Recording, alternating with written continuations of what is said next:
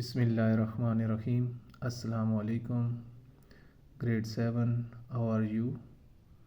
Students, in the previous lecture we have discussed common types of plains, and in common types of plain we have discussed riverine plains, aeolian plains, glacial plains.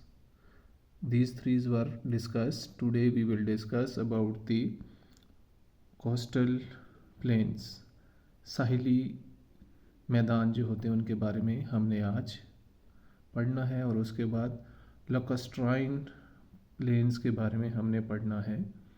इन दोनों को आज हमने discuss करना है और ये हमारा topic planes का आज कंप्लीट हो जाएगा इंशाल्लाह। Let's start. कोस्टल प्लेन्स क्या होते हैं? जैसा कि इसके नाम से ज़ाहिर है, the plains which are located along the coastal lines and are formed by the accumulation of sediment deposited by waves, tides and currents.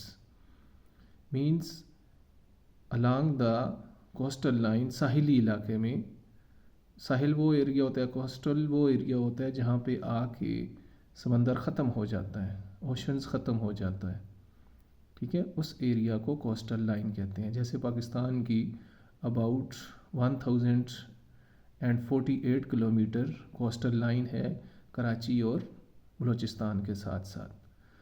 तो इस तरह ये एक मैदान बन जाता है। कैसे? क्योंकि वेव्स के साथ जब वो बाहर की तरफ आती हैं, वेव्स, टाइड्स एंड करंट्स, ये बेसिकली वेव्स शॉर्ट टर्म होती हैं, टाइड्स लॉन्ग टर्म होती हैं, और बड़ी ऊंची लेवल की समंदर की लहरों को टाइड्स कहते हैं। बल्कि ऐसे होता है कि ये मून के साथ सूरज चाँद की जूं बढ़ता जाता है तो टाइड्स भी बढ़ती जाती है। यानी अभी देखें ना, इन दिनों जैसे ईद का चाँद हमें नज़र आया है, तो अभी पहले दिन का चाँद था, दूसरे दिन का, तीसरे दिन का, ये जब फुल मून होगा तो टाइड्स भी ज़्यादा होती जाएंगी। वेव्स हर वक्त चलती रहती हैं तकरीबन ऑलमोस्ट, ठीक है, ये लोकल होती हैं। इसी तरह करंट्स होती हैं। तो ये थोड़ा बहुत इनमें डिफरेंस है, लेकिन ये through out the year, through out the day ये चलती रहती हैं। तो इनके साथ सेडिमेंट्स कोस्टल लाइन की तरफ, किनारों की तरफ, कोस्ट की तरफ जो है ना आते रहते हैं। तो ये आहिस्ता आहिस्ता अक्यूमुलेट होते रहते हैं, जमा होते रहते हैं, डिपॉजिट्स होते रहते हैं, and ultimately they become the plains, and these are the best fertile land, and they have these plains are blessed with rich biodiversity. इसमें बहुत सारी चीज़ें जो है ना अपने साथ ले आते हैं। सीपीज़ होती है, उनकी रिमेन्स होती हैं, और इस तरह की चीज़ें जो समंदर के अंदर गल सड़ जाती हैं वो साइडों पे आती रहती हैं वेव्स के ज़रिए, और वो उनको साइड पे छोड़ के फिर वेव्स वापस जाती रहती हैं। तो इस तरह जो है ये वहाँ पे अक्यूमुलेट हो जाती हैं, गल सड़ जाती हैं, प्रोसेस होता है एक सारा, उसके ज़रिए ये उधर ही मट्टी बन जाती हैं। तो they are the best fertile land, and the best examples are the Indus River Delta in Pakistan and Atlantic coastal plains in United States of America are the best examples of these plains. The last one and the fifth one is lacustrine plains. Lacustrine plains, इसको ऐसे आपने pronounce करना है। 3 syllabi हैं इसके। lacustrine planes, इस जैसा कि इसके नाम से ज़ाहिर है, अगेन कुछ चीज़ें जो है ना देखें, कॉन्सेप्ट्स बनाने के लिए बड़ी आसान होती हैं।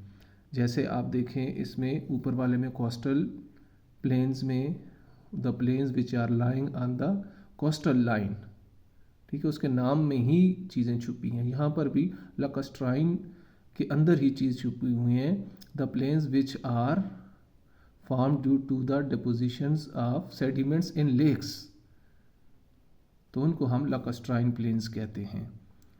When sediments carried by a river enter a lake, देखें मुख्तलिफ चैनल से होता हुआ आखिरकार जो वाटर है रिवर्स का, वो कहीं पे जाकर किसी लेक में, जैसे हमारा इंडस रिवर जाकर गिरता है तरबेला लेक में, तो वहाँ पे वो आहिस्ता आहिस्ता जो रिवर अपने साथ सेडिमेंट्स लाता है, वो डिपॉजिट होती रहती हैं आहिस्ता आहिस्ता, और वो भरा जाता है। लेवल जो झील होती है वो Aahista Aahista Aahista over the period of time sediment जमा होते हैं, वो फ्लैट होता जाता है। ठीक, तो वो लेक्स जो है ना कुछ अर्सा बाद, कई सौ सालों बाद ख़त्म हो जाती हैं। तो वो भर जाती हैं सेडिमेंट से, रॉक के डेब्रीज से। तो वो Aahista Aahista they became the flat area and they became the plains. They settle to the lake bed.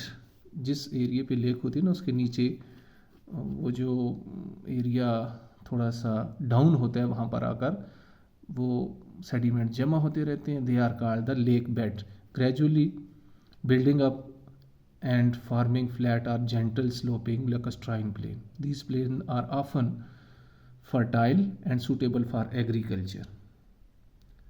Best example is the Kashmir Valley is the best example of lacustrine plain.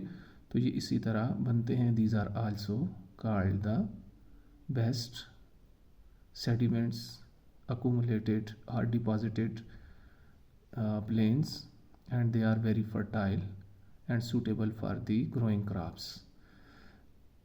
Another thing which we have left, a key point, that is prairie plains. Prairie plains which with rich soil and favorable climate. ये एक छोटा सा जो है ना यहाँ पे हमने नहीं पढ़ा, इसको हम दोबारा रिपीट कर लेते हैं. With rich soil and favorable climate conditions are often referred to as bread baskets due to their significant contribution to food production. Prairie plains are in America and they are called also the bread baskets.